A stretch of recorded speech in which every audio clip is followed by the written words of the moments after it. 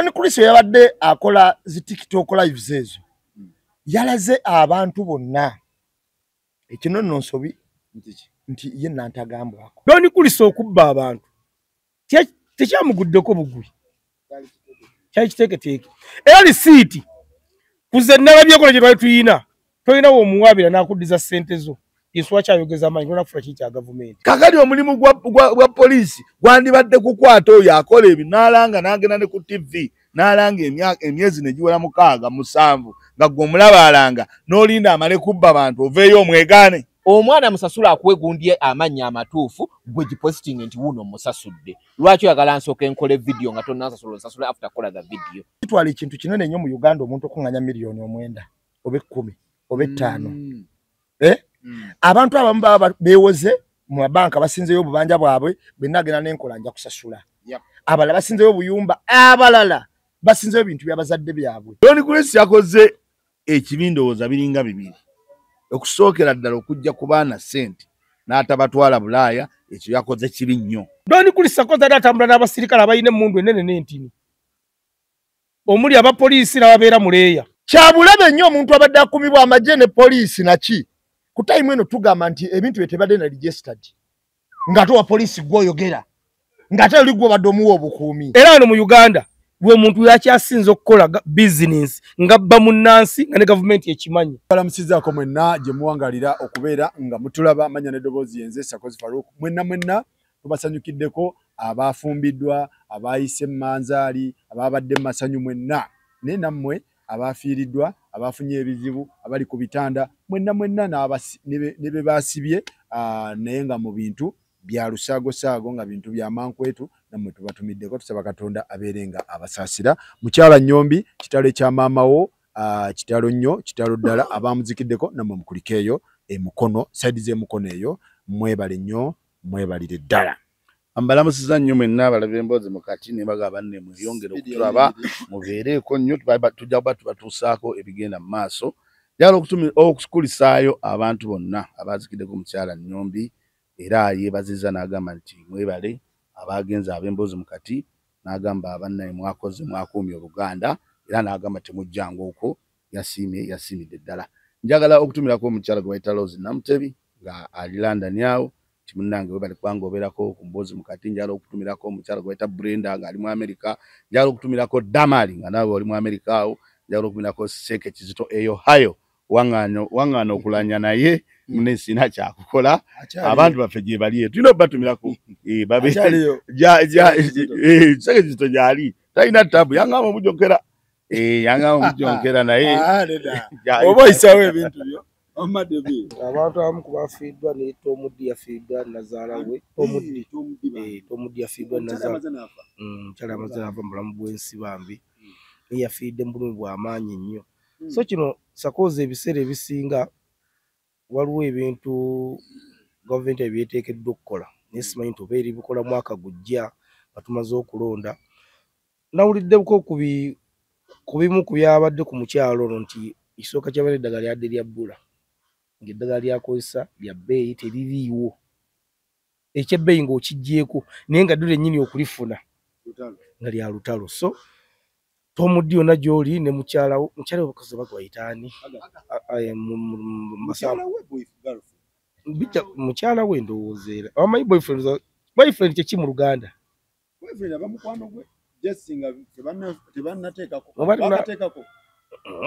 sigulabangako saagala kwetumiikiriza yabadde ajjanjaba nnyazaala oba kati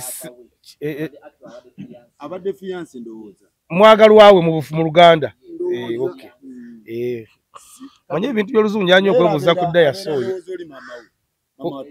oli abamaama bali bombi ababazi kati abata nakubeera ali kati simanyi Tomudi basaba ddiini ki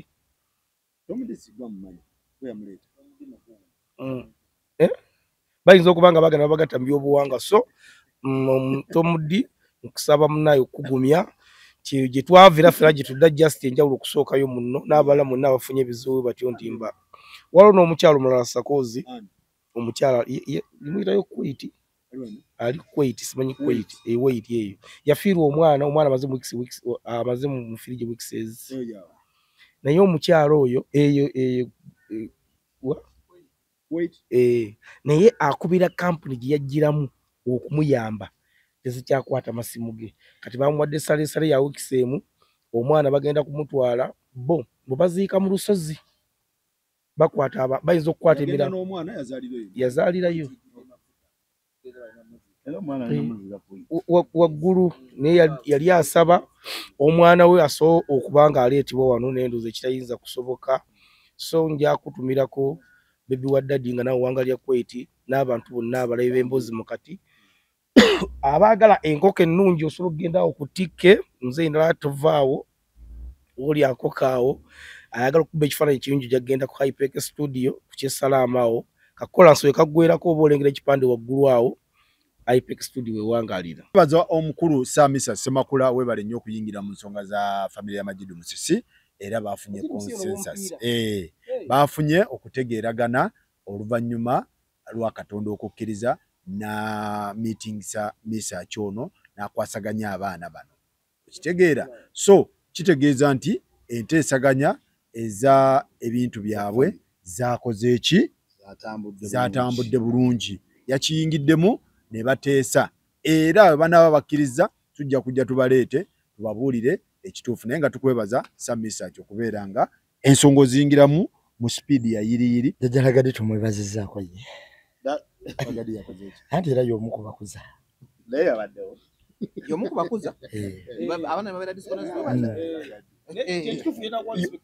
era y'omu ku bakuza abaana era y'omu ku beebuuzibwako era y'omu ku beebuuzibwako mu famire eyo ne Misa kira y'omu ku bakuza yayingidde mu anti jajja digo kyatabukako oba bakubuuza gwe kyatabukako tekinnatabuka senga kyatabuka senga byagenda era batwala wasale senga kyatabuka senga byagenda nebaza abantu abana batuwuliriza mbalamusiza mwenna abali eyo buli omu gy'osinziira era nebaza abantu mwenna abasobola okuyingira mu nsonga za famire bwe zityo ng'obudde bukyali nga tebannetta ne muzitereeza ne muzikwatako mwebale nnyo mwebalire ddala abantu bekikwatako bonna bambi mwebale nnyo pozi njagala okutumirako ku mukyala amuyita Olivia ali Minnesota. Olivia agamba ki Olivia gyali eyo musawo omusoga dokita oli atematema ebintu simanyi ate wano omutima gukola gutya simanyi oyo Olivia nkutumiddeko nnyo ne ssenga w'omutima kutumiddeko nnyo omukulu Kalule Ebibala talina buzibu era agambye tuli ekyemisana naye bantu nga balina mwoyo olusaniya agambye tululye sibikiwanyi nze nali mulimbiriddeko era mbadde sogerawo ng'owuli abuuza olusaniya lwammeka yaddala era agambye olusaniya tulira amaanyi mayitirivu aliranda talina buzibu talina buzibu mpozi nentumirako ku brother wange Rashid Mukasa Kayinda kutumiddeko nnyo London awo ne mama wange Gertrude Nantongo kabadde London kutumiddeko nnyo nentumira ku mugagga Amini nkutumiddeko nnyo wonna w'osinziira ne Boss Dollar nkutumiddeko nnyo ku Hair Trends Saloon ekajansaawo ku Kidyebweya era bw'otuukawo batunda basiba basala oba oyina bagole oba bakola enviiri buli kika era be bakafulu tebatebereza just okay kakati netumirako bali banviiri Hypec takola nviiri netumira Hypec Studios ezo zisangibwa ku Kyebusaabala ng'oyisiza ku Lwombo Restaurant side y'Ekyengulu woba oyina omukolo gwonna Boss Dollar wanaamala okusiba enviiri nga Hypec Studios bakuwa ekifaananyi ekyekijjukizo era ogenda kubanga onyiridde ng'olinga omugagga ng'olinga omugagga ng'olinga omugagga Amini ojja vayo ng'onekedde so bannange Hypec Studios mugende mwekubisa Boss Dollar talina buzibu yenywako omuliro talina tabu wali talina tabu yatya boss do atayina buzibu boss dollar mpozi liko suspect nkutumiddeko liko nnyo suspect agamba ajali yadda ku mutwe gwa mini storage namulabyenga ngagupika atya ligo like ligo abudde wala bulijjo simutumira ligo chali wa ne bali statimo nkutumiddeko nnyo awe Dubai kansubire muri bulungi ligo ku mutwe gwa dollar yaka kwali lwaki olumu yakoze bukozi kituufu naye ate kubaako simusa yakoze bukozi kituufu so nkutumiddeko nnyo ligo ono alinga agamba mbuno wabeerako kibi tasobola kubanga si mwokyeyo tebakomera kumwokya n'omukalira bamukaliridde kale ensonga za chicken yali ku side ki yali ku side ya taata alla tajiba yazini munyina yali ku side yo genda manzi anyways egera kutumirako ono balaba embozi mukati around the world global munaona we muli mwebale kubanga mulaba embozi mukati ngera kubagamba nti oba oyagala ebifaananyi oyagala picture ekifaananyi oyagala videography bamuyita Hypex Studios wokawoka ogenda okusanga ekifaananyi ekiri crystal clear oyengera ekigambo crystal clear oba okimanyi nti ekifaananyi nga tekirimu kuluzinga resolution osobola okikozesa myaka na myaka babayita ba Hypex Studios awo enajja nankumbi naye oyita ku kyebusaabala n'otuuka ku luwombo n'ogiyisa ojja kulaba ekipande Hypex Studio opposite ojja kulabawo Colpin Motel kati then otunula ekyengulu ojja kulaba amaka gaabwe wegali osobola bakuba indoors bakuba outdoors bakuba studio photos buli kimu gwe kyoyagala kasita kiba kikola ku videography ne photography. All right, andooza tutandikire ewa mukwano gwaffe Skypin naye atambuza week eno etambudde nnyo ng'erimu Skypin ng'erimu Eddie Kamoga ng'erimu Don Chris ng'erimu Atwine yani yatwine asimwe ng'erimu yate Nazaro Ambalala yate Nazaro Ntungamo yate ndiwe Butambala yate ndiwe Kawempe yate mama abeera Kisumu kati twogera kwani omutuufu kati twogera ku Eddie Kamoga twogera ku Eddie Kamoga Skypini Don Chris asimwe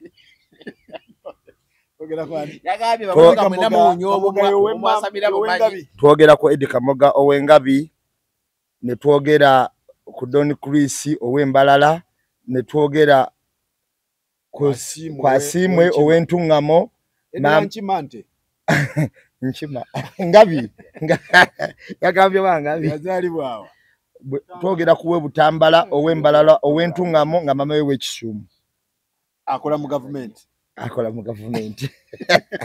atenga yanonyako akati yoyo gwe tuliko gwe twogerako Eddie kati Kamoga omutuufu yani oba bonna be bamu kakati ekituufu kiri nti ono ffe tubadde tumanyirira Don Chris libadde lisinga okutambula Don Chris ono azze ng'akola wazene CV emirimu mingi nabadde nnoonya emirimu mwayise okusinza ku CV ye mwayise nga mu 2018 waliwo abadde nnyo atambulira mu kunoonya emirimu mu 2018 balina gye bayitanga Access Jobs yalina headquarters za Inatet Access Jobs Services engere enoonyeza abantu mirimu Access Jobs Services nga tulina Kamoga tulina ani yaliyoko ng'ebiseera byondooza Kamoga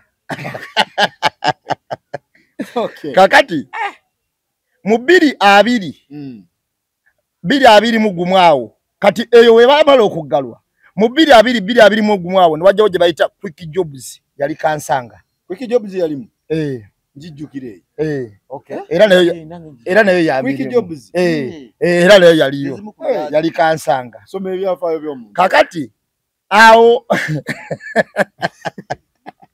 kakati mu 2023 nadda mu kolokolo 2023 ne wajja kye tuyita Skypini yayina headquarters zayo kwa Luna Mall CV y'omusajja naye mu 2020 za Airtel baliko ku mulaini zali ku majestic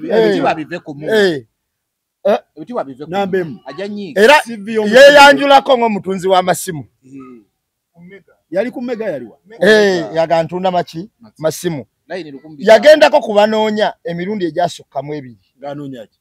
Ng'anoonya omukyala. Oluvannyuma n'atutegeeza nti Kagwanjala yamukubiranga nga bamuwa 5,000. N'agamba era obuyaaye bonna bukedde yabumutendeka. N'agamba byonna tebyalinga bituufu. Bamugamba ng'esatu n'agikola leero. Nga bukedde yereeta. Philip bw'ato yakikola. Era n'atugamba tukakasa yagamba enzo okutukwanga okulabako akawumudde konna. Tolabaawo nga nyina bupini ku matu. Nagatu nabutuuzangako butuuza. Kakati yoyo omukulu owa Skypini. Kati kubanoonya yafuna era n'atulaga nti azadde n'omwana ne bajjira nga bali mu kitengi. Ekya guliini. Era Kagwanjala nga wabuuza. Kati Filipo Kagwa. Sorry. Filipo Kagwa nga wabuuza kati obulamu busanze mu kyalo. Omusajja oyo yali annyonnyola. Naye olw'okuba yali mukozi mulungi, Kyovola agamba nti yamukomyawo emirundi mingi. Ne tumubuuza abantu baakubuukanga n'agamba abantu baali balwawo okumanya. Okiwulira. Kaakati ne wabeerawo munywanyi w'agamba nti ye pulaani yo bino byonna baagitandikira Luzira nga basibiddwa. Yagendako ne Luzira ku mazzi. Era bwe baavaayo n'amugamba ngenda kukola ekintu ekinoonyeza abantu emirimu naye ngenda kubabba bubbi okusinza ku mukwano gwe. Okusinza ku mukwano gwe. Era mukwano gwe yavuddeyo awo naye n'ayongera okukaatiriza bwino. Kakati 2023 kwa Luna Mall n'akola ekampuni eyitibwa Skypini. Ng'era etwala bantu bweru. Ekyebuuzibwa yatwala kano tekafuna teyamuzannyako. Abanyankole bakaita Wakaleba. Yamulimuko. Wakaleba teyamulimu. Ate Kolokolo owangudde. Kolokolo samuwulirayo. Teyalimu. Samuwulirayo. Kakati bw'aba yalinga ku masimu.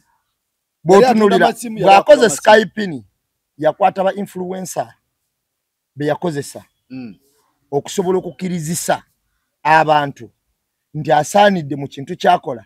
Era abantu abo bayamba kinene nnyo okuyambako ku bantu abalokola ki okumanya emboozi mu kati twagizimba ku musingi oguwulira emiranga ne guyimirira ku mazima. Okiwulira.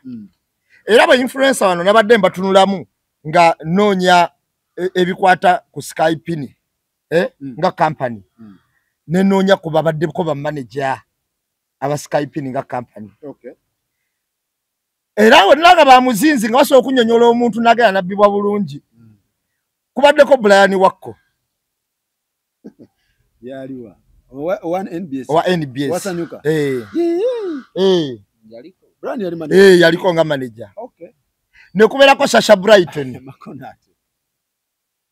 Sasha Brighton. Sasha Brighton. Bano bannanno bawulira bayogera omuntu n'awulira. Ne kubeerako Momo 19. Yabadde akagendayo. Ekikulu abadde. Yaliyo manager. Ekikulu abadde. Ne kubeerako Kifula Owozambe. Yali ki? Yali receptionist. Digital receptionist nga. Ne kubeerako Winnie Success. Winnie Success ono mukwano gwange. Wasparka. Kakati Pyala O abadde Black Sugar. Nembaziira Tone. Omanyi Skypini ono yazimbibwa mu kutisa yagira mu ntiisa. Era Mwami David yagalanga wano okuyisa bwe kinagana yona asiba. Nga akomako ki ku kintu. Kakati Moloko bayita Brown Sugar. Yali wate oyo. Bwe yazaalamu abalongo. Ani abazaalamu? Omugagga. Era oyo Brown Sugar ali South Africa. Naye bagamba mbu ali mu cerebule mbu abalongo tebabalabirira kati yagaye nti abalongo bakoze omulimu gwabo. Brown Sugar si yali wasi papa. Nagende wabitetse. Yoyo. Agoba katambula. Okujjako omugagga ono abadde n'omukyala kati abadde active badde bamuyita Joan. Yabadde akola nga girlfriend we. Ate bali ababanoonya. ate gambye yali project omugega yatudde ya confessinze kakati ebintu bino sakozi ebibiina bino bize bigwa ebifanako webityo kati gamba nga capital chicken bolaba eno gye bayitanga byero chu yali wati nakyo kyali kibiina munaye nga kifunira abantu mirimu waliwo super life life is super super life ayawukana ne sky kakati n'otunuulira ne sky pin okay naye ekintu ekikulu mu bino ebintu bye tugenda kwogera ku Don Chris ng'omuntu company n'abantu abafiiriddwa sakozi kitwala ekintu kinene nnyo mu Uganda omuntu okunganya miliyoni 9 oba 10 oba 5 abantu abamu baba beewoze mu mabanka basinzeyo obubanja bwabwe benagena n'enkola nja kusasula abalala basinzeyo obuyumba abalala basinzeyo ebintu by'abazadde byabwe abalala akoze bulamu bwe bwonna kuweza kasente ako kusobola kugenda kola ki kweyiya kati n'akateeka abantu bakatadde ne bakakola ki ne bakatwala Don Chris yabadde akola zi TikTok lives ezo yalaze abantu bonna ekino nno nsobi nti ye nantagambwako nenda mulebenga yetonze ojja kinyonyoka kati buli wolaga abantu nti gwe talina gye wawaabirwa polisi gye walimu wawaabidde agivumye n'alikubye endulu wa president nabo n'obagatta embeera eno ey'abantu bano kampuni zino zintwala abantu bweru sakozi esimbibwa ku musingi gwa mazima na bwesimbo mu bantu kye bakulaba mu buntu bulamu ontegera kye nkugamba kakati ye Don Chris naye yerowoozezzaako yekka teyalowoozezza ku bantu bali balala mulimu guno abantu kye bagenda bakola ki kubatwala so nga ate mulimu guno mulimu abantu abali genuine abakola ebintu mu butuufu bwaki bwabyo olwo omusajja ono owenatete atwala abantu e Canada owenatete omusajja omusiraamu oyo Haji Kasimu asomesa busomesa bintu naye bangamba n'okutwala atwala akola mu company kati boba tunuulidde abantu basimba ku bwesimbu bana abalala abaleseewa so nga zino company we zigenda zigwa kati bangambye alina gye yaggudde gye yaggula ng'eneegwa yagguddewo ng'agenda n'oluvannyuma otegeera nti ekkirira nga waliwo agiraaninga nga mukyala mukyala waliwo agiraaninga okusinza nze kunoonyereza yange nafunye aba influencer abamu abagamba nti ate ffe yasooka otubuki nga tugikolera eyo eno empya eyaguddwawo ekiwulira kati nesimanya oba kyabadde kituufu oba si kituufu nayo tujja ginoonyerezaako tulabe kati oba tunuulidde nti olw'okuba osimba omanyi njagala olekerewo omuntu sakozi akuwadde sente ng'omulekerewo akadirisa k'obwesigwa waakiri ogambe nti senga sakozi takola bintu byange mwawabira ku poliisi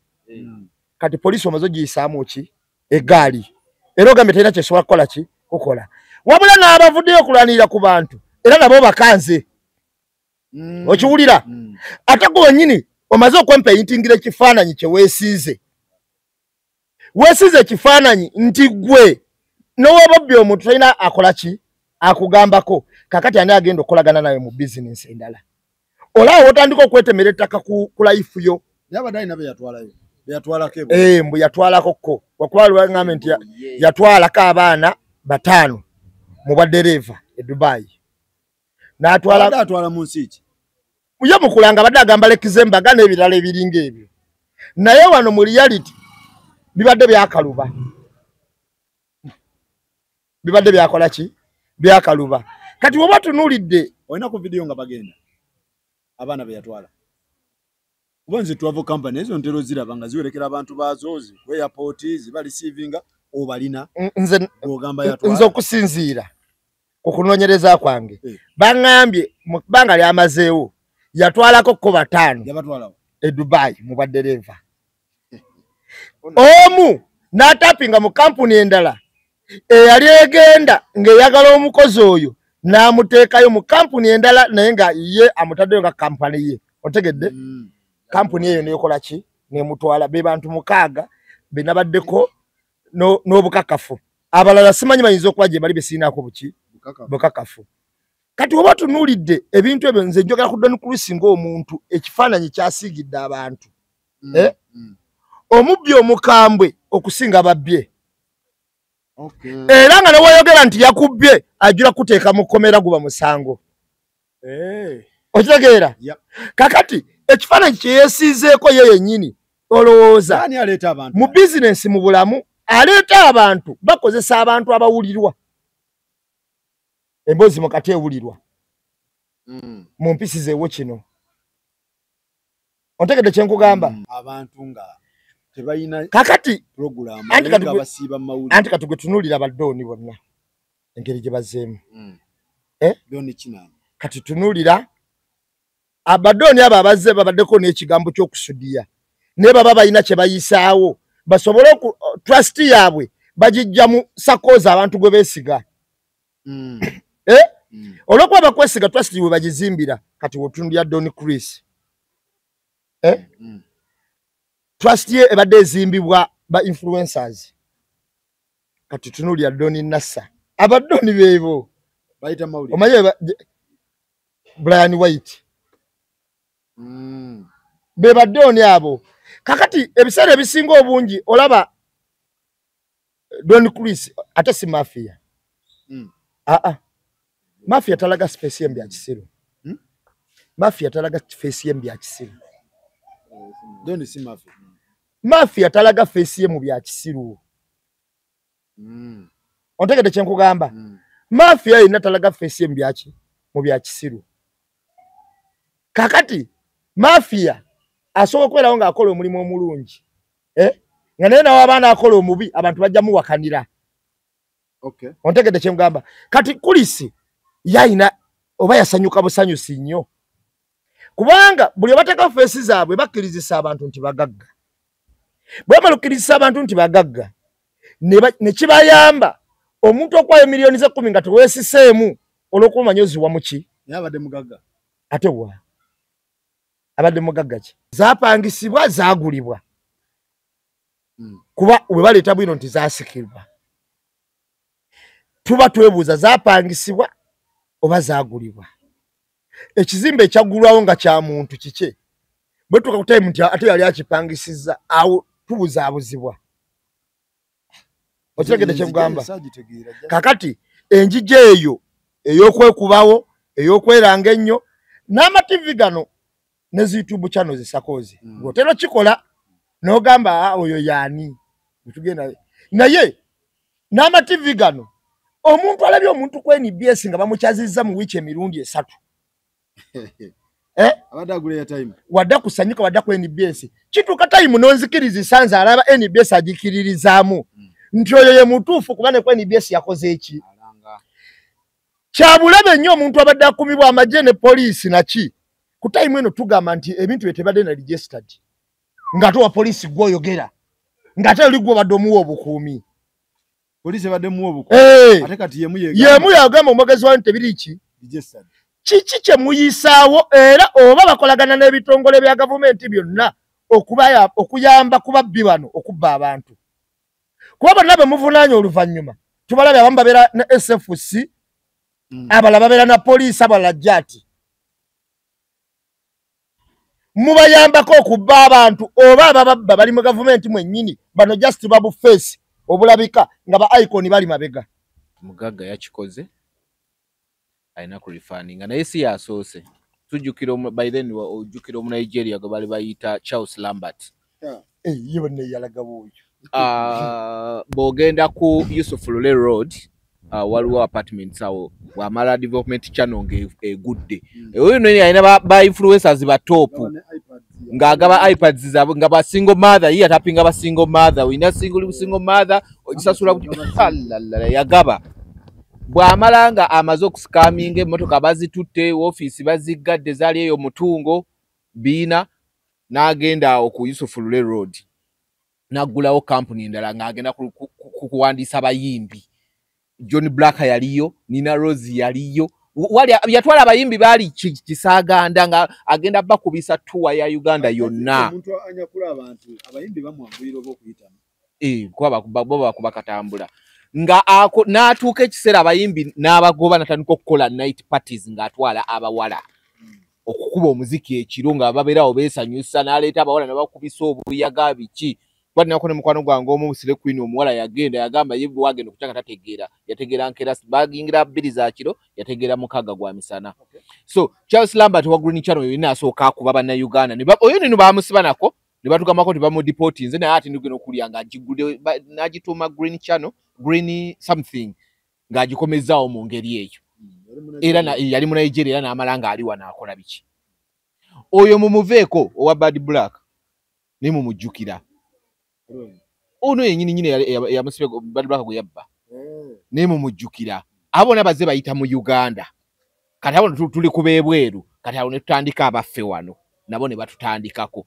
Naye nayogedeko n'abantu abawera abadde bakola naye. Bangamba no by then mbu ye bwava mu control abako ne bimusumbu bwanywamu aluzinga control atandika okwogera ebintu ebimu nga tebikwatagana atandika omumaaso entungo nti ekiro yali admeddemu era kwevaayo n'awandiika leeta empavu gye yawandiise ng'asaba ekisonyiwo ng'asaba bannayuganda ne ba clients ekipapula bakifumiza gye ekiro ng'awandiise omugugu gw'ebbaluwa bwe guti ng'asaba banga obibe ayinamu ba obis teyayogeddeko mu kusoma kuba yagambye yasomerako Nalukolongo naye baali mugundi bwe baali bamu interviewinga kusanyuka programu eyasooka yali abeera Kawempe gye yasomera programu ey'okubiri nga bamuziza yali asomera Nalukolongo akasomero kaali ewaggulu NGO nga yebalabirira byonna biri programu yemu ba different days. Okay. Yes, kati awo sijja kulima nti ba obibe mbamanyi. So obuzibu yatabuse nnyo kati nalabyeko n'omusajja gye bakolera gye bagenda abaana ne bakolera gundi medical test.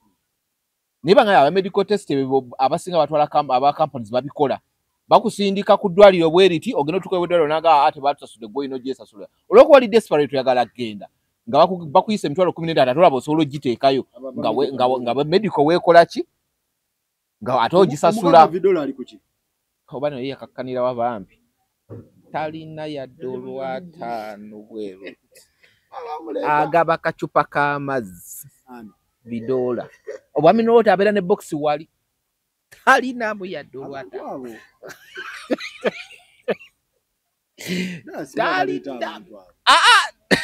vidola nno nze waliwo omuyimba muyita Zinc nze yandaga vidola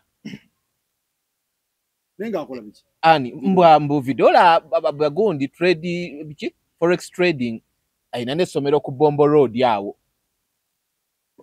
nga kulito flowers nga wakajiisa ndoza tudde ku Chris kati asomesa ebyo naye kirabika asomesa yeta trading kati akusomesa gwe senda azikwana mu kusomesa Chris yadduse bige n'okubaawo nga tali mu ggwanga era nabakakasa nti tagenda kudda naye ate yesterday ndowooza baresolvinze ebisinga after the apology yatandise okusasulako abantu abamu but ensasula nze gye saateregedde nga nze kuba yagambye okusasula ogenda kukola vidiyo before nga tannakusasula omuweereza receipt eraga nti no wali osasudde n'ayita mu gundi mu assessment ye n'amanya nti oli mutuufu n'ogenda n'okola vidiyo n'ogiwa SB4 n'agiteekayo n'okakasa nti osasudde then n'akusindikira ssente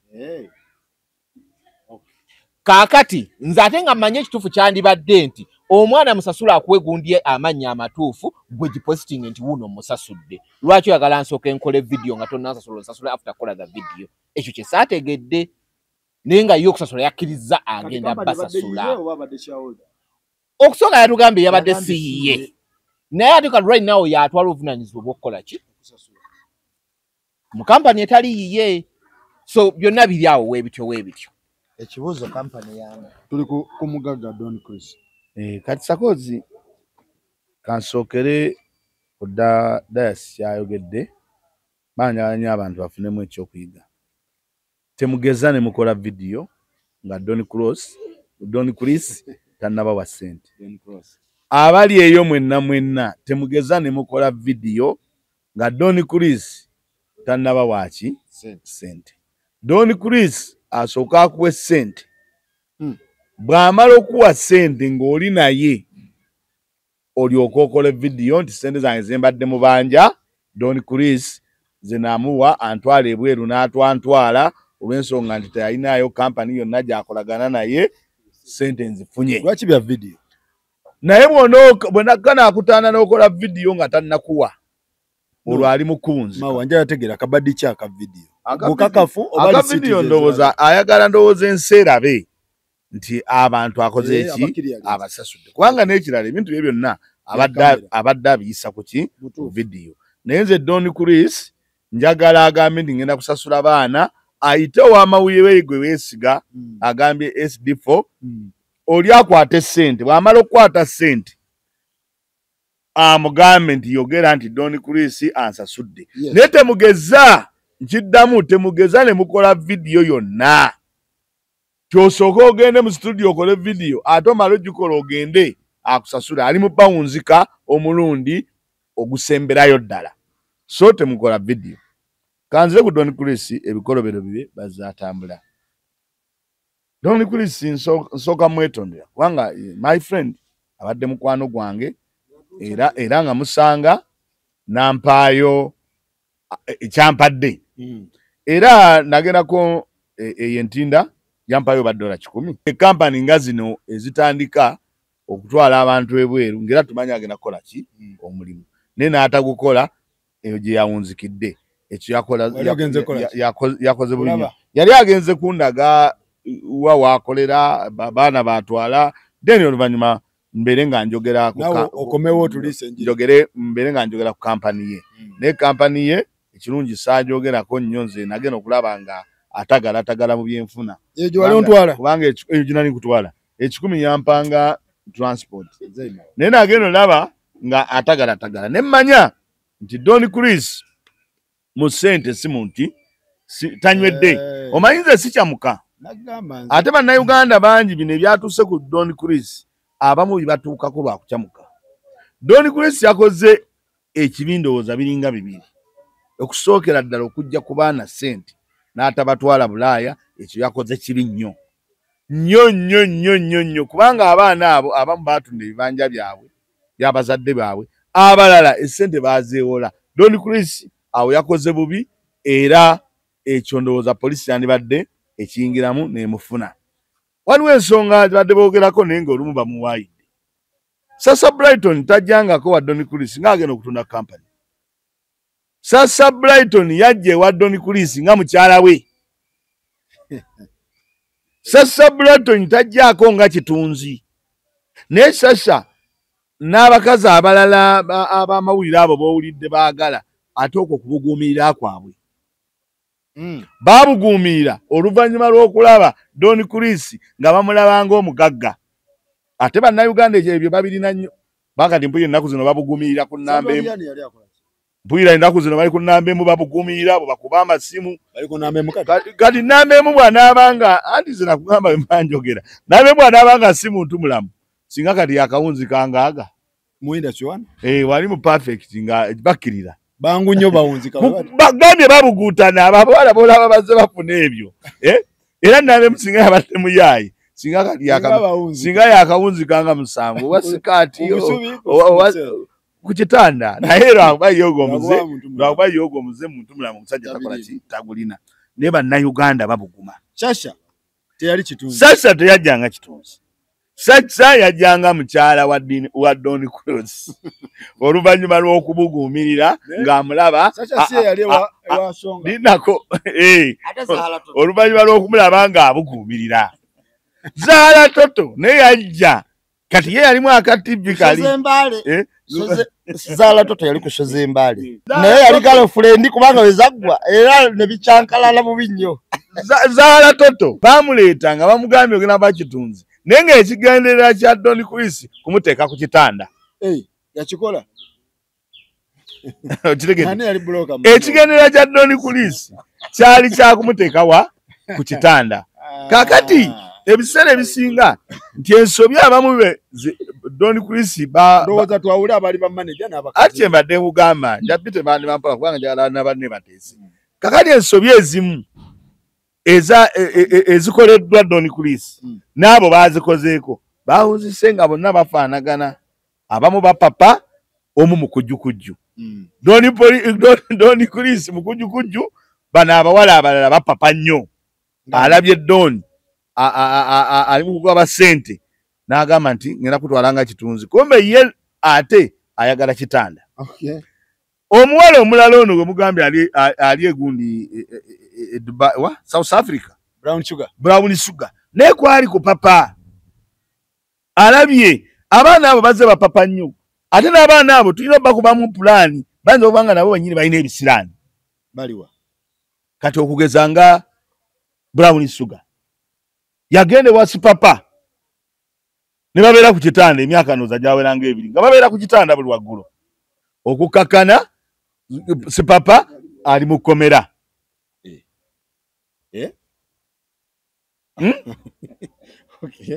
Najja n'agenda ewa mwami ono kaakati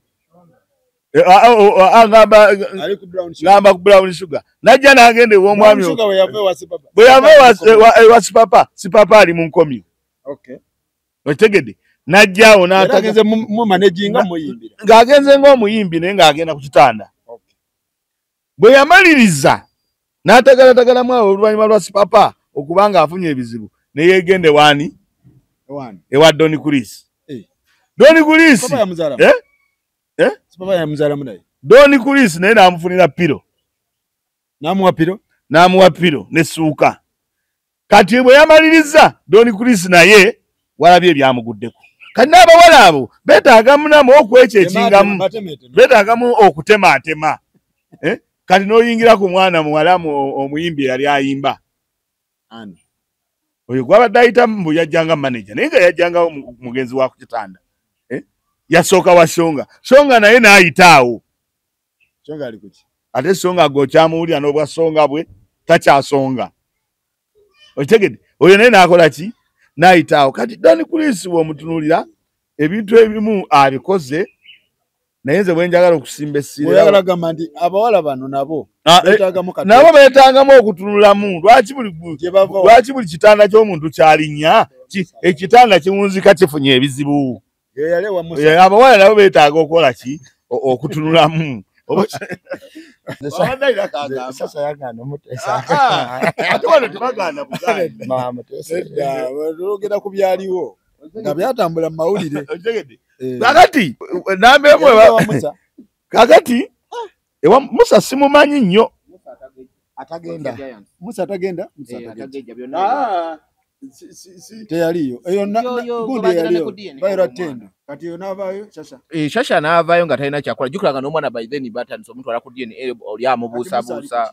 Musa Wakiso Giants yaddayo mu gundi yava mu gundi mu liigi neddayo mu big league kati akyalwana ekomewo. Anti ono kyagamba nti ndowooza owulidde yagenda ewa Musa eyali alina ttiimu ng'erina mu super ng'ekuba okufa. Kakati wuuyo yawunzika akoze eki kyegamba n'abakazi bano tulina okukola ki?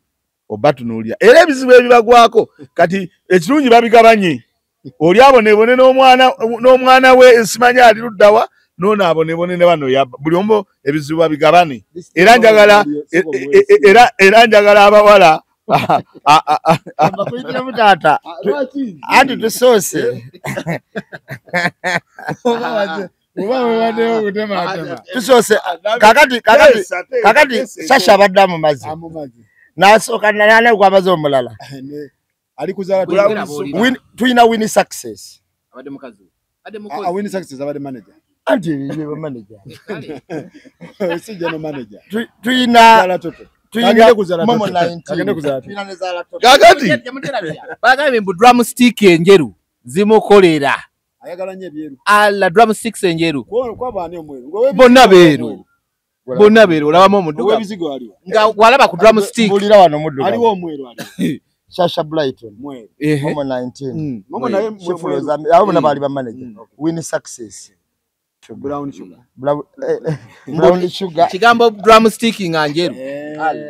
Ati ali kutoto. Kakati bw'owulira abakyala abo bonna teri yajjanga manager obanga kitunzi. Abakyala abo bw'owulira abazahara toto ba momo 19 simanyi biki tebajjanga bakitunzi ba company.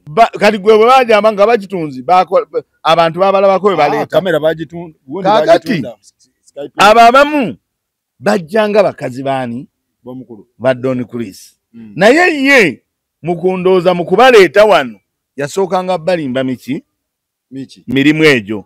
Naye ze yabutegeeza abawala mwenna abakola ku TV oba abali mu bundi muleme nnyo okupapira ku bantu nga bazze. Ate bamala okupapa ne babazaalamu abaana ne mujja ne mukale I mean eyambeko bebana abantu Don Chris be yajjako ssente zaabwe ne batagenda wa Bulaaya.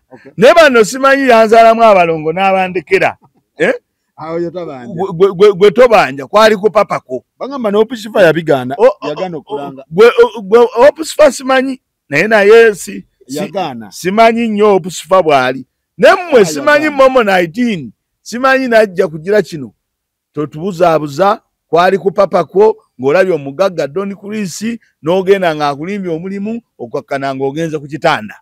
Kakati emmwe Basasha Brighton momo abadde yakagenda yagenda mu bintu ebyo. Basasha Brighton saagala mukole ki mukabire bantu. Waliwo omukyalo omulala bano babadde bati omwogerako nabadde naye ejjo ku papazi bamuyita Sophie Love. Yali mu kampani eno endala ate oyo mukwano gwange ankyaza ne ku TV ne ku kyaguddewo tulina okubuulira abantu bategeere. Naye ka tusubire nti Sophie Love kampani gy'alimu Don Chris gy'ayagala okwebbululiramu. Wayogedde naye Sophie Love nabadde naye ne mugamba ekintu kya Don Chris kiri kitya era tukitambuze tulya nangamba nze sinagamba muntu tiyogera bwoti Don Chris oba kola bwoti omuntu wa ddembe okwogera ku Don Chris nga bwakola ki nga bwakola ki nga bwalaba. Nenze nsubira ayinza okubanga kampani eno tebadde yiye bwovaayo n'oyogeza amaanyi ago owa polisi mufedo ovaayo agambe tugenda kukwata omusajja oyo lwaki abadde abba abaana owa polisi avaayo n'akugamba nti kampani ye tebadde registered era tetugimanyi. Kakati omulimu gwa polisi gwandibadde kukwata oyo akola ebyo n'alanga n'agenda ne ku TV n'alanga emyezi ne giwera 6 7 nga gwe omulaba alanga n'olinda amale kubba abantu oveeyo omwegaane.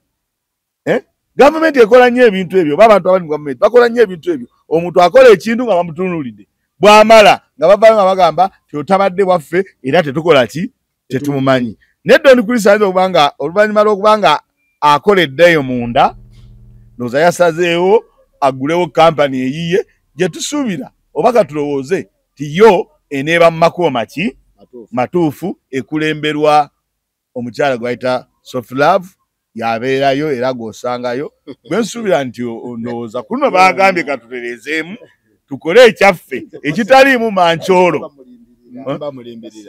eki siyandi siya Don Chris Sophie Love ateroberayo omuntu osobola okukola ekintu n'olaba nga kibaddemu amatankana n'ogamba kankole ekyange kiki ekituufu kyengezaako okugamba abantu sibagambye ndi neeno egenda kuma yakubba naye nkugambye kyayinza okuba bwe yalabye nga eri bamukozesa bamugamba tuggyeko abantu ssente ate tebabatwala ki bweru n'agamba kankole ki eyange kwe kuteekawo eyo gye muyise simanyaani atuwanza tavo ekulemberwa mukyala ani kyensuubira ye esobola okuba entuufu naye nga muyina ku mulembe guno ku mulundi guno okugendayo nga mwetegereza ng'era mwekkaanya bwe munaaba mwekkaanyiza ne mwejjamu okupapa mujja kusobola okufuna obutabeera na maziga ngaago ge mubeera nago. Naye ng'abasinga sakozi babeera mu kupapa gye balaba nani nkutwalwa naye n'ogaana okupapa tomanyi nani nkutwale wa Don Chris ga yakajja naye nze naye nagenda olaba nga toli mwangu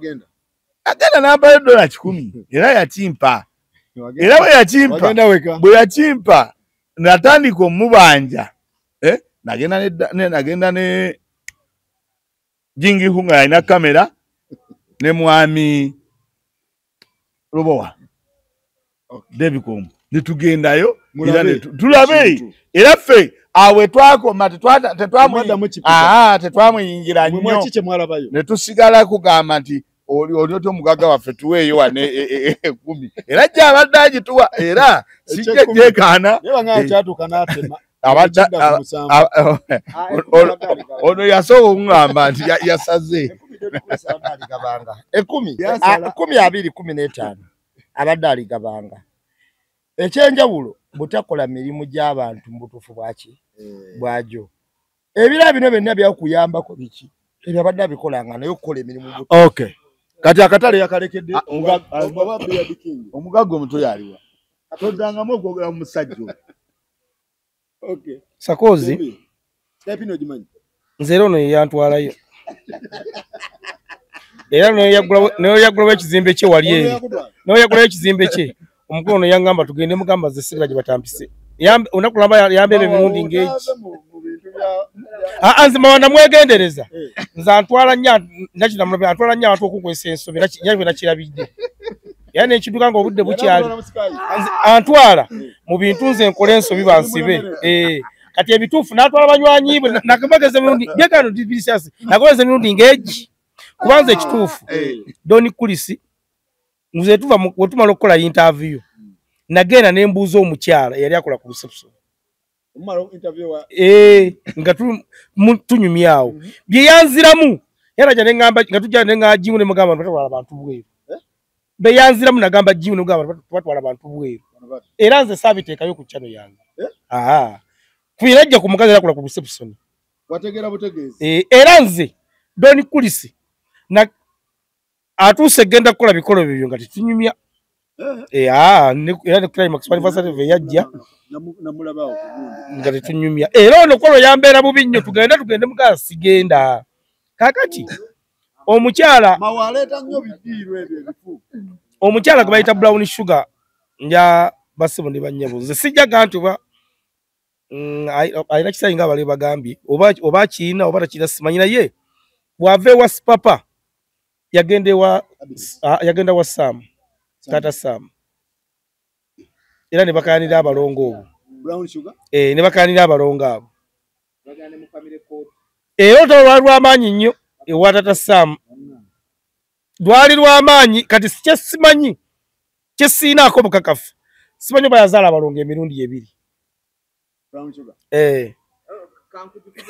olese ensonga eyo nenzijukira we bagenda mu family court wano waggulu njukana gikavaringa emirundi 2 tata Sam naye nga brown sugar taleeta balongo okutuusa we yagamba mbuno omulongo omu yabuuka mulongo mu kubuuka ne bisigalawo we bityo n'asooka abula ye nga brown sugar n'abula nze nziramu omulaba ate nga agenze wani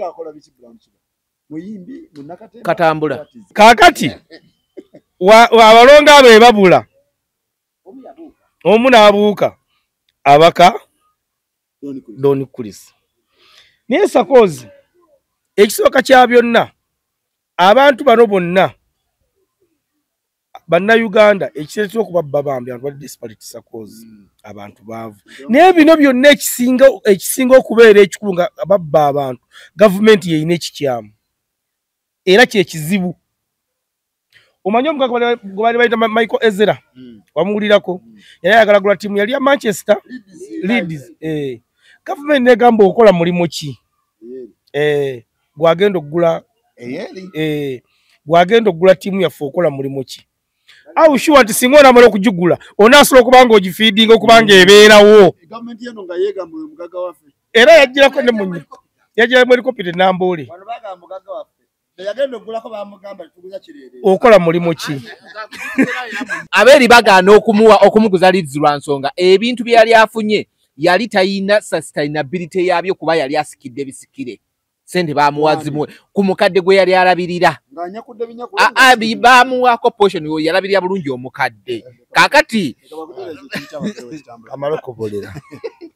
kamala okubolera gwe ekituufu kiri nti abazungu bo begendereza nnyo nga batunda ebintu byabwe kubanga ebintu ebyo bya kitundu tebi owninga ku muntu omu nga ye wadde wabaawo nannyini kyo nti no Manchester ya gundi naye kikakata ku batuze be Manchester ku lw'ettiimu yaabwe kati bwe bagenda lidizo otegeera okola mulimu ki wojja obugagga buno kitufu sente zijigula lidizo ziina naye okola mulimu ki nga talina bulimu nawaga tuguza kireerese akati omugagga we Michael Ezera tiimu neemulemerera naye nga wano gavumenti yali emwana nti muki mugagga waliwo omusajja yayagalako neshira gashumba oyo bamuyita yalinga nnyo koto spawo God's plan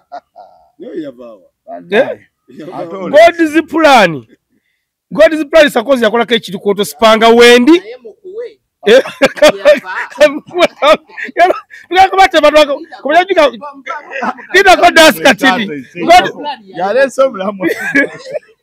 Sakozi God's plan yakola ekiri koto spanga wendi yagamba MC baleeta omukyala asinga obuwanvu mu bbaala n'omusajja babayimirizaawo ne babayimiriza ne bapanga ekipa z'omwenge empanvu we zaakoma omugagga yani n'agamba aziguze naye nga ekipa emitwalo 45 2 kakadde ne bazipanga n'agamba aziguze God's plan that's kasatwe java nkubuli ate omugagga omwe God's plan n'amalo tukano nga amazeebo omwezi amawulire bweru gafuluma nga beba nabakwatanga obwana obutone babusindika kati n'agamba nti no omwana ajjawo n'ayingira munda nabba era ye bamudipotinga wakuba nti akasente yali already akasindika eno najja n'obusente bwe yalinga akozesa abaana abato okubba kati tukulaga obunafu bwa gavumenti bweri gavumenti yafu kyeyina wano omugagga gwe nalaba ndowooza yakimaintaininga mukama Katonda amumuza ekisa yali gundi ono South Africa Ivan Semwanga Ivan Semwanga oyo kubanga yajjanga kubewe ya mwaka Sakozi tuyina n'obuzibu nti abagagga bajja nga gwe mbagenga nti nga olaba Jakapemba simanyi waji yafubutuka Jakapemba nafuuka ekizibu wano nafuuka Jakapemba nga government wali ekoze eki kakati waba mwakyagambe nti abantu bajja bayina amaalo Donizera ani ajjukira okujja kwe Donizera kakati abantu abo Sakozi bajja nga government ekoze eki Sakozi njatukize tugane n'abalo b'embozi mukati agugema mazima agatakawa era nga gasebe genkomeredde omusajja nze nayinako mukwano gwange yali abera USA yajja nga yagala kola radio Sakozi twatambula okuno ye frequency ne batugala tebakyazigaba government yakoma nenonye ya TV nebula mu mwezi gwe twaginoonyezaamu kaze Bashir na TV essalama wano nga yakaze Basiru akoze eki ng'agifunye Sakozi amateeka gagamba mbu okugulawo kampuni eyo etwala abantu ebweru olina omusigo gwoteeka ku akawunti gwoteeka ku sente ze Sakozi nziguddewo Gospel Life Tour and Travel gwoteekayo ng'omusingo wegubanga gyeguli bakwate ku musingo ogwo baddize abantu bano kati njakudde wali ku mukyala nga tumaze okukola interview mwamu abantu Tour and Travel omukyala byannyonnyola bye bino yali mukyala Munyarwanda yaŋŋamba mwe tubalaba ab'embozi mukati naye tufunira muyina abantu abava ebweru mujje tubalambuze baleete tubalambuze muntu kuwoleta ofuna percentage ne mubuuza kikyotegeeza naŋŋamba tutwala abantu ntuna Elizabeth twapanga kidepo twabukingira lumu muno okwebaka twatambuza wabeera mu Dubai so tuyanga tutwala mu Dubai yanga twafunira za apartment mu Dubai neŋŋamba kati mukujja nenjanga mbuuza jingiwu kuba namanya nti obuyigirize bwange lw'amaanyi maawe bonna bwe mbukoma ku muti nenjanga mbuuza jingiwu omuntu gwe tukozeeko interview atugambye bafunira abantu visa kati ngenda okola tekimmalidde era akapapula kunajo nadekasa jingiwu ngamba omukazi tuwa ku lisiti tuzikuba ebifaananyi abantu zibakola ki zibasasulirako kati omukazi akiza tujikuba ekifaananyi ngamba jingiwu nga tukobe nga asoma lisiti yenu era Sakozi njankubuulire kino doni kulisa okubba abantu tekyamuguddeko bugwi kyali kiteeketeeke era lisiti kuze nalabyeko ne gye tuyina toyina omuwabira n'akuddiza ssente zo enswa kyayogeza amaanyi tolina kufuna kiki kya gavumenti lisiiti ye eriko tour and travel bakukolera empapula nogaana ofuna visa gwe bakugamba ndi kati wova wano gende wa Mr. Namba emu bakuwa direction gy'olaga era wansi mulimu ebigambo ebigamba nti visa okugifuna ku 10 olinako emikisa nga 2 oba 3 terms and conditions reply era nebagane sente ezisinga zaba kusabye ozimalayo singa amaze okugifuna n'ogibaleetera era wansawo eriko obugambo obutintini tiserezo singa okufuna visa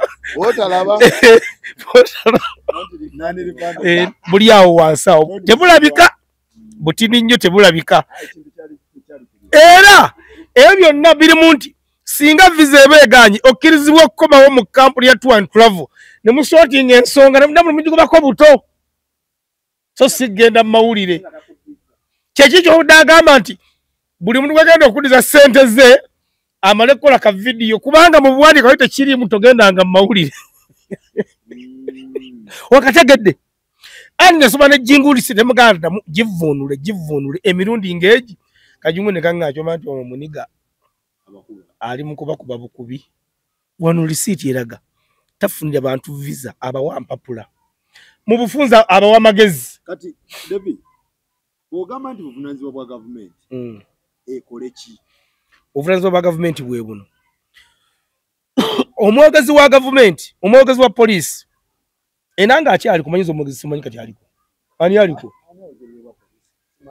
momwami yatava ku TV ani mwogezi wa gavumenti kale omwoge kwanza abalabe mbozi mukatu abanga senanga temunkwata nsobi kwanza gwe nali mmanyi omwogezi wa gavumenti Sakozi omwogezi wa poliisi nga tuli mu bululu obwabwami Nalukoola ekawempe omwogezi wa poliisi yavaayo n'agamba abajja ati abakubye abantu bayaaye si bakozi ba gavumenti omwogezi w'amagye Fred Kulaije naye n'akikeza n'agamba nti abo si bakozi ba gavumenti ebbanga lyetooloola aduumira amagye ag'okunti kayigiza olunyako n'agamba nti bamagye nga waliwo basukoze eki lwaki ndesa ekintu ekyo omwogezi wa poliisi yagambye kampuni eno tebadde registered nga tebagimanyi kyokka Don Kulisa alanze ku TV emyaka ng'egi n'abaleba abaligisalinga kampani zino nga weebali n'abaligisalinga kampani eno nga weebali Don Kulisa koza atambula n'abasirikale abalina emmundu ennene n'entini omuli abapoliisi n'ababeera muleeya era kyeyasembayo okukola waliwo kyebadde ku papaazi awo papa wabeeredde China bayingiza emmundu ku papaazi awo nenkubira papa ekiro ekyo kubanga ali China nemugamba muzeeyi omukulu Don Kulisa aleese emmundu ono baziyingira mu bantu ne baziteeka wansi w'obutebe papa nange ekizibu kyenyina siriiwaawo kati sina kyakukola waiso gati byenjogera mbutuwaayira muntu ne bazireeta wano ku anniversary yaffe yakubira abasirikale ne bajja abakuuma pulezidenti nga bazze kukwata matini ne tunnyonnyola omusirikale kati omuntu omuyigiza oba bategeera nnyo n'agamba munnaye engeri gye mbitegeddemu nakuza omwezi mmeka ezo kaakati poliisi wogamba nti tomanyi kampuni eno ng'abasirikale bamutambulirako bapoliisi oba kifaananyi kibba Nansi balaka bamuwa polisi ng'omuntu nga CEO wa kampani bamuwa ngani bamuwa kubanga Don Kulisa nayogerako naye nze ti emmotoka ezo kuba emmotoka zaabwe zibeeramu obugombe nagamba mbufuna olw'okuba kampuni yange etwala abantu ebweru abakungu babeera mu jjaamu nanti batemera emitendera oyinza okufunamu obuntu obwo emmotoka ye ebaddemu obuntu obwo era tabeera mu jjaamu kati bamuwa abasirikale bano nga nannyini kampani ey'omugaso ng'emanyi okitegedde bulungi era Sakozi tebakulimba wano mwami Namba oba yakyogerwa minisita Mawa tebakulimba wano Sakozi nti gw'osobola okusituka wano n'ogaana ofuna layisisi essaawa ya leero teziriiyo. Wabula Adoni Kulis baba ina abantu gye bakolera. Abali gwe njagala ombuulire Joma yaggalawo wano. Abantu bakola ko bene bagaba bambanje ebyapa 10. Olwo government nga yenyeenya. Olwo ko Joma yageza de kwero si wano. Waliwo omusajja yajjano yali Capital Chicken yali ki? Abaguzanga nteko kweza bulondi simanyi golodi simanyi agachi. Wode ko nga bagandi babakutte. Olwo nempule alunda embuzi simanyi alunda biki? Kati ngenda kuwayo omuntu omulala. Era fo kibanja agende ali basimanyi pikoko. Abalundira pikoko. Kati waliwo omulala era ngenda agendeyo mu town. Sakozi yakola ku bubbi bwano nti era no mu Uganda bwe muntu yakyasinza okukola business nga bba munnansi nga ne government ekimanyi. Waliwo oba mukazi oba musajja ali mu town yawo. Wetumala okukola embozi mukati ngenda kugendayo nabo bakyaliwo. Amaze kati emyezi ng'ebiri. Yakola office. Okujuza form ya mitwalo emeka. Kati office eri ekunoonyeza omulimu n'ekuula ne ssente. Toleta musingo. Nenze olunaku nasooka okugendayo nasanga ina abantu nga 10 nga balese emitwalo emeka. Ugikubi abantu 30 bakubisa emitwalo 2 kubisaamu omwezi. Kaakali kibakola mwema wamala okuleeta emitwalo 2 okwewandisa nga babuulira bizinesi ye weeri nga basindikayo omuntu agenda labe bizinesi nga aginoonyerezaako nga bagamba ogenda kujja otuleserezo yagala okwewola ngobaganjagala emitwalo ameka ng'oli addayo wakumonga ko reporting agati okusiza ku business yabo amaje tulabye tali wase mitwalo 5 asooka agumiikirize nge bolo baziteekaawo. Kati sakozi omuntu aswagera ku police kuwaaba tibanzibye emitwalo emeka kubanga omuntu tegunna kulabika bakyagunoonya ne wano serezo yagala okwewola tezibazirina olaba bubbi obuli era mu office mu financial president waggulu. Olaba bubbi obuli nti munnasabibwa emitwalo emeka ne wabba abantu 10 olunaku kyogayo era ne license ya state council mweri government ebimanyi era abantu bano license bazijjawa nga balazi babula bawame kazibe Bashir za TV bazijjawa Badoni Kulis bazijjawa bino byonna bantu nenya babwerere kyebanyako kire kintu kimu kyokka kubba bannansi bwe bawangaalira naye nga bo bennyini baba ina abantu bebakolera gwosoka nebuze mu Badoni Kulis yajja amaanyi okuyisa omukulembeze gwanga mukamwa namuvuma omutamivu abagambwa era Doni Kulis abadde nga tagambwako wano naye fulana tagambwako kubanga company government kyengamba mbu teyina oba kiyita batadasi ayinza okimbulya okulonyereza ku bikampuni eze zimerukawo government teyina sekita eyo nti company eyo eranga kwelo likusadawo omusolo tukize tugani kyokka URSB agembu ye mubina URSB egamba bamumanyi anti era kugundi okweziba mumanyi kujja salinga linnya era okumala Doni Kulis atatwala abantu bweru naye mwenyini wadde agende bweru adde asabira kampuni ndala visa okumala atatwala abantu bweru era newuza muganda wange nambemu abatalo bakufeze nze nayogerako ne Sofiravu twali ne muzeeyi awo netumukubira basobola kukubira Doni Kulis netupisa ne Sofiravu kubanga Sofiravu yombe yatwalako South Africa naye mu bigambo bya Sofiravu yalabiddwa okutunnyonnyola nti ze batwalako South Africa mu kampu ya Tulavu tiyakyogedde kampu ya Doni Kulis yo mwennyini ebadde era etambuza abantu abavudde ebweru sokolinde ye mu kugenda ebweru kampani ate si ebimu tulage mugamba tulage visa ze invitation kampuni si ebadde etwala abadde asabira walala era lwakuba tubamwe wagaye kukyogera gange tuli mukwano yatugamba nga tuli naye bannange mwabo mukati munyambe mumpe ku bantu bamwe abajja emmotoka zibalambuze wano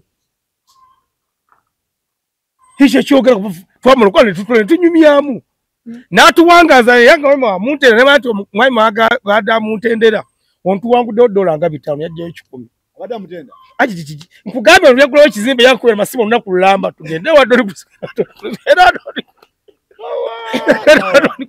ne mugamba nze sigenda namugamba sigala gye batampise ndi muntu mukulu era nze Don Kulisi atuuse gwa bino bintu byonna nga nze nateekawo space naye boundaries ng'ekyasi okuva ku climax Kasana nalaba nti aleesa poliisi n'abamajje okukwata Martin ne manya nti omufuufufuufu okulagana naye so bannayuganda njagala mumanye nti kya mukisa mulungi mulaba emboozi mu kati ffe wano twali atuwanguzi kampuni zino zonna ezisinga eziggulwawo gavumenti ya Uganda mutaasi bannayuganda muveeyo mulangirire mugende eyo kampuni ya muzeeyi si ntuufu nga NBS mu yakolako ekyamagulu oluga nti Mwami Gashumba mufere kyokka tudanga mutugamba nti yafuna omulimu ate ng'akyala ku TV bukanaku mukole ekyamagulu nga NBS kye yakola kubanga yavayo negamba ti Mwami Gashumba oni sikoni mani wakyogera mu luzungu bwe bakyogera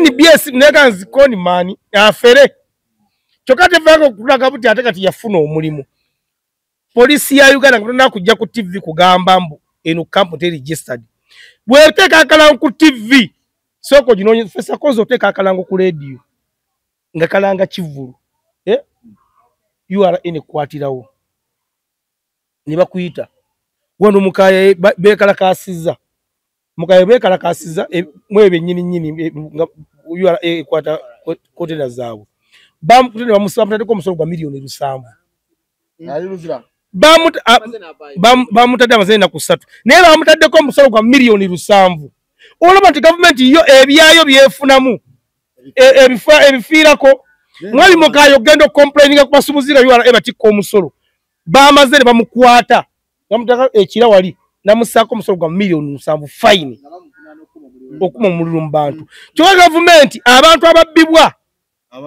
abalonzi baayo beeyagala tebafaako kampuni zino license bazijjawa era sakoza batugamba mbuno sente ziri simanyi betting simanyi agali ambiki muso akusaayo sente lwaki temujjaayo sente zo ne muziwa munnansa bibwa sente ze kitegeeza nyinza obutawo kana mugale mu kyadde agamba kuwebuuze Don Kulisi amaanyi abadde agajjawa gasinzirako nga yagenze n'ebweru yagambye seno mugwe genda kusasula sente ono yemubbiye kakyasinza okweyagalira ku bantu babbiye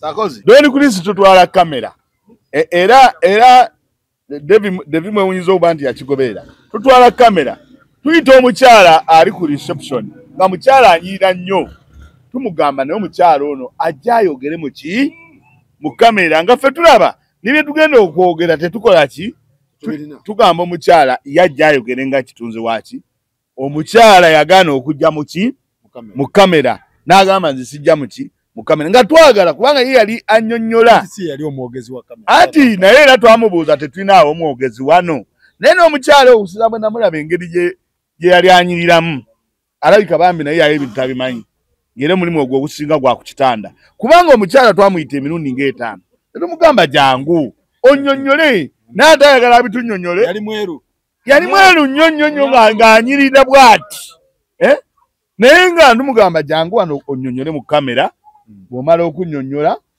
gwe wennyini oyogere Sakozi amazima amatuufu oba tugenda kufuna buzibu tetumanyi naye abantu abali emabega wa kampani zino zonna ba gavumenti ziri mu buyinza kyogenda okulaba nga gwe baleese wano mu maaso ne bakozesa naye nga kampani eno wogitunuulira eno wakati eno oginoonyereza ebiwandiiko byayo kampani registra n'ogendayo ng'amannya gerimu ga muntu mulala era ekigaana okukwata abantu nga bano bagundi ba Don Kulisi bagenda okulaba nga bwe bamukwata okutaganyula obulungi si agenda okuba ki nannyini nga bagenda olaba nga bagenda agamba nti banaaguma naye ye nannyini ki ye nannyini kampani kubanga nze ndowooza era kampani zino tulina zeegendereza nnyo kampani kizibu nnyo okusanga omuntu atwala abantu ebweru nga takaaba ne bw'aba abo betulaba abo mu diaspora era osangayo omuntu n'agamba gundi yaŋŋamba guntwale Canada naye tekola ki teyantwala ate abantu bano be batwala ebweru abamu tebamanyi nti ne visa abantu balemererwa naye nga buvunaanyizibwa bwa gavumenti baŋŋamba nti Makona ye abadde pikerere abadde pikerere Makona abadde takolayo waliwo omusajja ono naye baŋambye scooter omusajja ono yabadde amakona ndowooza yabadde akola mulimu gwa kukyaza abadde akola ogwo kuba namulaba nti emmotoka etwala ngatto ku washing bay anti producer yabadde direct contact bamukozesa akalango bambi kati Badiru yabadde atuukira ddala kakati scooter yadduse musikuta yakoze iye tuwandazi travel company naye yakopyoli sukuta ye abadde mulimu gwakola kusomberwa mukulu gwasongamu nti naali mwetaaze kati sukuta yabadde buloka w'omukulu yabadde buloka w'omukulu abakazi naye nze nakubiddeko ku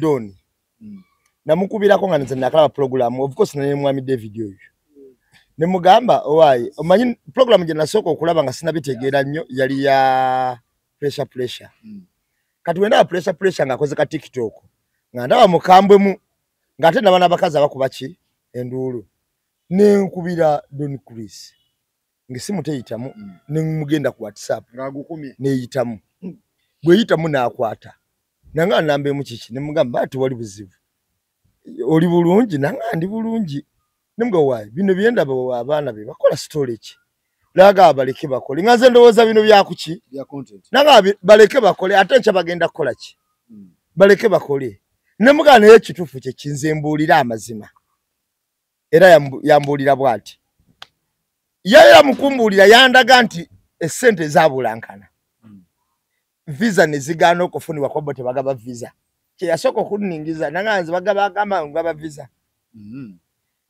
nangamba kakati sente twazikozesa ebyo ezali zino okukola abatafuna ne batakola ki ewa Balamu ne bawabe wa Balamu n'amukola ki n'amuyita yesamanya bino nabijja mu kamwake misa wale baba bavubuka n'agenda ani minisa wa leba omukyala ani ono oyagamba oyagamba muno abakazi tebabikola pisi mutuuzo kakati n'agenda n'amugamba nti mukyogende wa pisi mutuuzo bagenda wa Balamu wabayita n'abanyonyola era n'agamba agenda sasula ssente naye mbitundutundu Balamu anyonyola ki anyonyola kulisi n'abaali bawaabiwo abatu n'ababbiddwa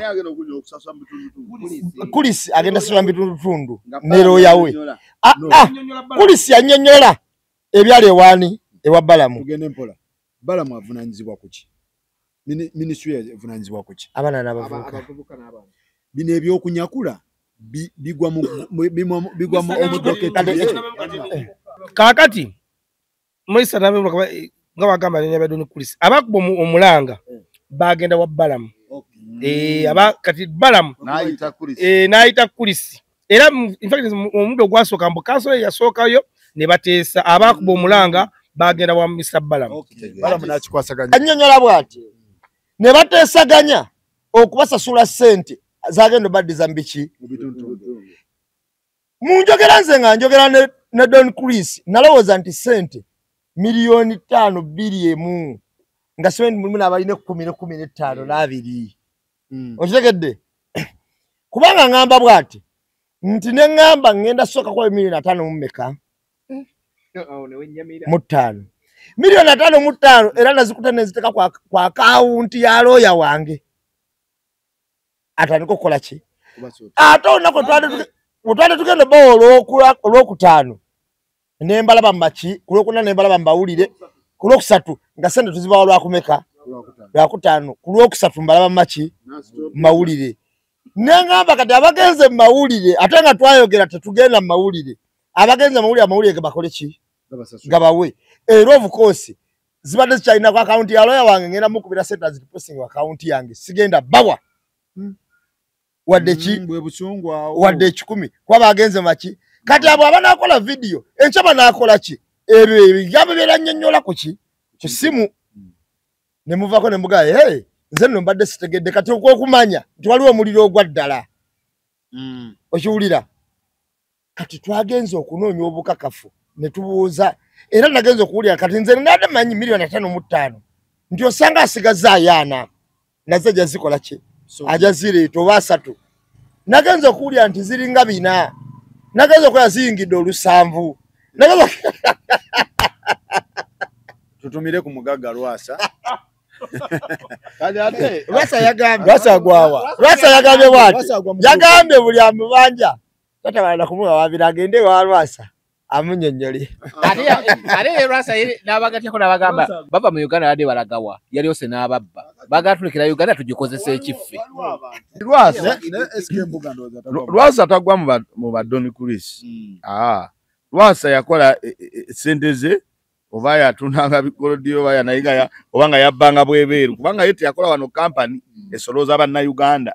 Sente ze yazijjanga jazijje n'azireta wano. Ate mu Lwasa amazima matuufu mulimu abaafunamu mu kugwa kwa Lwasa. Kati ngono n'abatanzi. Yagenda bukitanda naye era yafuna. Oba kitegedde? Waliwo abaafuniramu ddala. Nedda omanyize n'abatanzi oyo mulaba. Oba lwa kubanze nyinza okuba mulaba bulala. Naye kituufu kiri nti n'abatanzi oyo mulaba. Baali mujjidde ddala mu mbozi za Lwasa zetu mwezizikamu. Kubanga n'abatanzi alina bulandi bambi gye yeezimbidde. Ye bulandi nze ate n'abatanzi Lwasa yamusanga bulandi era amubukira bubuukizi. Nedda nze njagala tumalirize ekintu. Nze kyensaba gavumenti etekinge control ku bantu bana abakola ki abakola ebintu. Kubanga ogenda owulira nti omugagga gundi wuuyo. Kyogenda omulaba nti alina emmundu. Ogenda omulaba nti yabbya abantu. Bagagga bangi betulaba. Kati waliwo abapya abazze. Ekintu ky'osaba tekigenda kukolebwa. Omulimu gwa PS mu ministry ya gender byebintu bimu ebyokwadressinga byebino. Nadde nsuubira even before obanga atudde n'owa police nga muli wano wabbali PS wa Ministry of Gender Labor okuvayo ku addressinga issue eno kuba abaana bade basukka mu 7 nga mulimu n'abazadde b'abaana abagira so ekizimbe kyo sijjagendamo. I do not know who the owner ate era wekiba ki nga wola abantu we basanga nga ntino omukulu wava munno yali tasasula misolo URA etwala ekizimbe n'ekitunda esobolo covering emisolo nti waba bazudde nti ekizimbe kike kigende ku Nnyondo ba recovering olaba Siuki omugaga wa club Siuki naye kye bamukolo covering emisolo n'abantu bona bali babanja ekizimbe ne bakiguza Vision Group nekola ki ne ba recovering ebintu bya kitegeeza nti government erina potential yonna ekwata ebyobugagga byono nawulirako ebweru walona abantu bantino bagenda ne bagulawo ebizimbe mu bintu byabalala nti ebyo byonna government ebiricoveringa nti ona akwetaka akakwata n'ekizimbe kitegeeza kikyo bakitwala to recover ebiba bigenze andi mawawuliriza nti talina mugabo mu company talina anti kyenkuga bwaba talinaamu gundi agira zaki gundi no refund yakola zaki yakoza akatambiye kenyini nga ye agamba agenda refundinga atalina migabo recover refund yakola zaki kyenkugamba kikino nti government PS vayo nnyonnyole eggwanga oba kuba uno si asoose okitegeera PS gwegero gy'emirimu gye minisita niwe batavuddeyo right now but PS yakola ki alright naye nga tusaba ne ba influencer mawulire buli alina platform akole ki nalaba wano ba promoter n'abayimbi we bayombera ennyo ku ssente nti nno gundi UNC Seganyo basasula PS yabayitita n'abatuuza eyo gundi nagirimu yennyini ng'andu kavalinga omulundi ogutali gumu PS yavaayo olw'okuba nti nno bano bo basukulumu ku bantu ba bulijjo bano be babbye lwaki PS alondamu baatabaganya ne batatabaganya bwekyali kigenda mu maaso okugenda ewala nga naye agenda kuzuulwa mu babbye kaakati PS bali we bamulimbalimba ne bazigabana mu ngeri endalalala naye jjukira naye yafunako kati agenda okukizuula nga bapromota bano abatandise nga naye kijja kukola ki kumulya kwe kuyingira mu kintu kyabaki kyabapromota doni kulise kyamukozesaawo gundi eyo office kuba yali eno n'avaayo era bwe yali agulawo office eyo yali ampise naye neŋŋaana okugenda era muganda oba nambemu yoba yampabula ki neŋŋaana n'okugenda kakati njogera byange nambemu alina kye yampabulamu neŋŋaana okugende wani ewa kulisi naye kulisi kye yali agenderera kuli waliyo bankoko nkulu waliyo era gye baamukubira ku olwo era nambemu oyo tulina bye twegeyamu awo era twakyogeramu nesigenda wa Don Chris naye nze kye nalabye ku Don Chris yali asembeza woofiisi eyo ku luguudo lw'Entebbe kubanga ku luguudo lw'Entebbe oyangwa baagofuna booda okakana ng'ofulumye kekali akakodyo naye nga David wabaddewo omukyala awo bamuzeeyi baadakuko neyitavu n'agaana omukyala yawa miliyoni 6 Don Chris n'ayagala kgenda bweru yazaalira abaana bameka kati omukyala yalinga tabulira bbawe nti njala kgenda bweru yakudduka buddusi kati bamugamba yakumukabira ebweru wagaliragana obufumbo obufeezi n'abantu bameka kakati oyo tasobola kubanja n'oba ofoonya naye nga nze kyensaba abalina platform abayimbi ba influencer aba tiktoker banaye abantu abamu betuleeta nabo oba tubacekingemuko kubanga abantu abamu nosanga waliwo kati omukyala gwe baŋŋambye nti oyo kino ekya Don Chris yakirimu obanga ambassador oba brand ambassador waliwo n'ekipeera omuyimbi era nakyo bakiguddewo era naye era y'omu ye brand ambassador wetegereza ebintu bye bakuyingizaamu bino ebintu ebimu bijja tuttira amannya naye nga ono ayinza okunjulira ffe tuli ba promota ne waliwo gy'otwala okubuuka omuyimbi ne bagamba kasooka okubira omuyimbi oli oleeta wano misaaki nti tulage ku lisiiti yaani ya misaaki nyini kifo n'alyoka akuwa ki ekifo nga yeewala ebinaddirira okuba ebyuma bye okukola ki misaaki singa aba takoze eki tazze kyengezaako kugamba nti ne gavumenti oba TV yonna leeta obulango kale ogenda kulangira obulango otwala abantu bweru naye license eriwa anti license baba nazo gundi ani ekitongole ekikkiriza gwe okukola bakuwandiisa ebintu byo byamakubo matuufu okusinga oli okujja akutomeze anti kibawe kiti nze nsobola okubeera ne license nga ndi registered ku Ministry ya Labour naye si monitoring ono byakola kati kitongole kya gavumenti ekya Labour okumonitoring ono gwe bawa license okulaba abiki byakola because nze wa TV gwonenya